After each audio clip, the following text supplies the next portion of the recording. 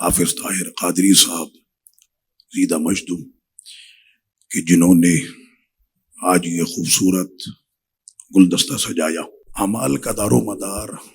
نیتوں پر ہے۔ Social media کا استعمال سب سے پہلے تو اس نیت کے ساتھ ہونا چاہیے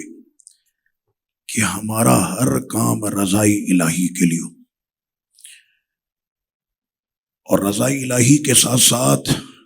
نظام الہی کو ہم نے پورے جہاں میں عام کرنا ہے۔ اصلاح عقیدہ کے ساتھ اصلاح اعمال اور علمی نشستیں یہ بہت ضروری ہیں۔ آواز یہ آتی ہے کہ جناب اگر آپ نے علمی نشستیں اور اعمال اور اس طرح کے پروگرام کرنا شروع کیے تو ہو سکتا ہے کہ آپ کے ویورز نہ بڑھیں، چٹپٹی خبریں سب کو اچھی لگتی ہیں، تو اس کے اندر پھر جو معاملات ہمارے ہوئے کہ بہت زیادہ اس حوالے سے گفتگو ہونے لگ گئی۔ علمی نشستوں میں اور بالخصوص تعلیم قرآن میں ہم لوگ بہت پیچھے رہ گئے۔ میں آپ کو حقیقت بتا رہا ہوں، سوشل میڈیا کے ذریعے سے قوم تک پیغام جاتا ہے ماہ رمضان ماہ قرآن ہے۔ آپ اس حقیقت کو دیکھیں کہ اس ماہ قرآن میں ہم نے قرآن کی کتنی باتیں کی۔ قرآن کے ساتوں سمندر بھی سیاہی بن کر اگر اس کو لکھنا چاہیں یا اس کی شان بیان کرنا چاہیں تو نہیں کر سکتے، اتنا بڑا یہ قرآن علمی سمندر ہے۔ لیکن میں صرف ایک اس طرف توجہ دلانا چاہ رہا ہوں کہ ایام اور مناسبات جو ہماری اہل سنت و جماعت کی بالکل مناتے ہیں، مناتے رہیں گے، تو ماہ رمضان میں بھی ہمیں یہ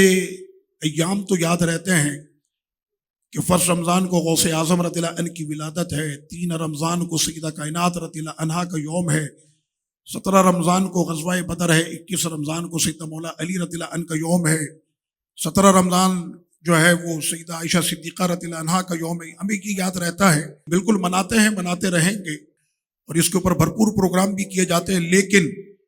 ماہ رمضان ماہ قرآن ہے اور ہمیں اس طرف آنا ہوگا۔ سوشل میڈیا پر جب تک کہ یعنی 2 مولانا لوگوں کا جھگڑا چل رہا ہو، اگر آپ کو ویورز چاہیے آپ اس میں کود پڑیں تو فوری طور پر آپ کو ریٹنگ ملے گی۔ یہ ذہن میں رکھیں کہ اعمال کا دار و مدار نیتوں پر ہے، اور اگر ہماری نیت اس حوالے سے ہوئی، میں معذرت کے ساتھ یہ بات عرض کرتا ہوں کہ شان او سیدنا صدیق اکبر کی، فاروق اعظم کی، عثمان غنی کی، مولا علی کی، اہل بیت کی، صحابہ اکرام کی، لیکن اگر ہم نے ان لوگوں کے نام اور ان لوگوں کا ذکر اگر دل میں ذرہ برابر ہمارے خیال بھی تھا کہ ان لوگوں کے ذکر اس انداز میں کرنے سے کہ میری ریٹنگ بڑھے گی اور میرا پیج اوپر آئے گا یا جو بھی ہے اس طرح کے معاملات، وَمَكَرُوا وَمَكَرَ اللَّهُ وَاللَّهُ خَيْرُ الْمَاكِرِينَ، تو یہ ذہن میں رکھیں کہ کوئی بھی اس طرح کا معاملہ کبھی بھی نہیں ہونا چاہیے کہ ہمارے کہیں دور دراز خیال کے اندر بھی یہ چیز آنی چاہے۔ اللہ تعالیٰ ایمان پر زندہ رکھے، ایمان پر موت دے۔ صرف سوشل میڈیا پر تشہیر کے لیے ایسے بھی بدبخت اس ملک کے اندر آئے اور مر کر چلے گئے کہ جنہوں نے اہل بیت کو بھی استعمال کیا، صحابہ اکرام کو بھی استعمال کیا، معاذ اللہ صرف اپنی ریٹنگ کے خاطر، اور جب ریٹنگ کی بات آئی تو انہوں نے ذات مصطفیٰ صلی اللہ علیہ وسلم کو بھی نہیں بخشا۔ صرف ریٹنگ کے لیے، میں یہاں پہ ذکر نہیں کر رہا ان کے نام، لیکن وہ اس طرح کے لوگ تھے۔ ہم لوگ انہی مسئلوں کے اندر، میں بڑی معذرت کے ساتھ کہ اس قوم کے سامنے آج ہم لوگ تقریریں کر رہے ہوتے ہیں اور جنگ صفین اور جنگ جمل کے مسئلے بیان کر رہے ہوتے ہیں، یقین کرے سامنے بیٹھا ہوا بلکہ جو جلسہ کروا رہا ہوتا ہے اس کی اپنی پوزیشن یہ ہے کہ اس کو صحیح طور پر قرآن پڑھنا نہیں آتا، اس کو صحیح طور پر وضو کرنا نہیں آتا، اس کو صحیح طور پر طہارت کا مسئلہ نہیں پتا، اور ہم جو ہے وہ اتنے اونچے چوٹی کے مسئلے لے کر وہ اس قوم کے سامنے بیٹھے ہوتے ہیں کہ جن کو آتا جاتا کچھ نہیں۔ میں صرف اس وجہ سے کہ جب تک سوشل میڈیا پر آپ کی چٹپٹی گفتگو نہیں ہوگی اور کسی کو کھینچنا اور کسی کو نیچے کرنا، تو یہ ایک مسئلہ ہے۔ اور آخر میں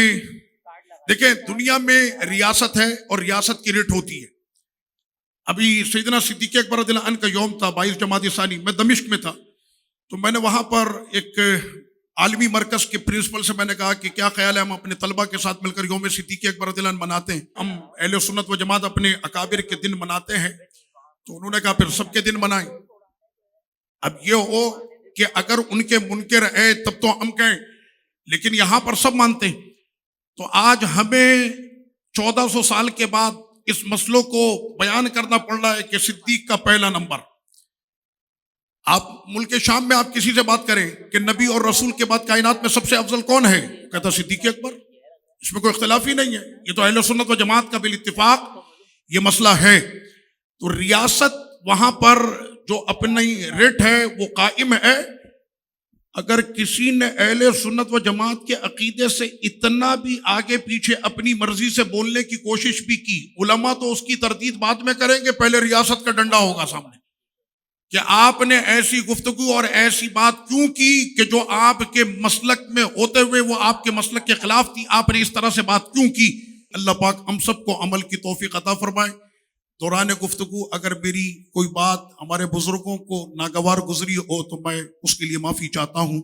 اللہ پاک اہل سنت کے اس گلدستے کو ہمیشہ تر و تازہ رکھے۔ وما علیہ الا البلاغ۔ سوشل میڈیا پر اسلام کی صحیح تعلیمات جاننے کے لیے ابھی حافظ سائر قادری کا نیا YouTube channel Islamic digital studio subscribe کر لیں، اور ہاں نوٹیفیکیشن بیل آئیکن کو بھی پریس کر لیں تاکہ ہماری نئی ویڈیوز آپ تک بر وقت پہنچ سکے۔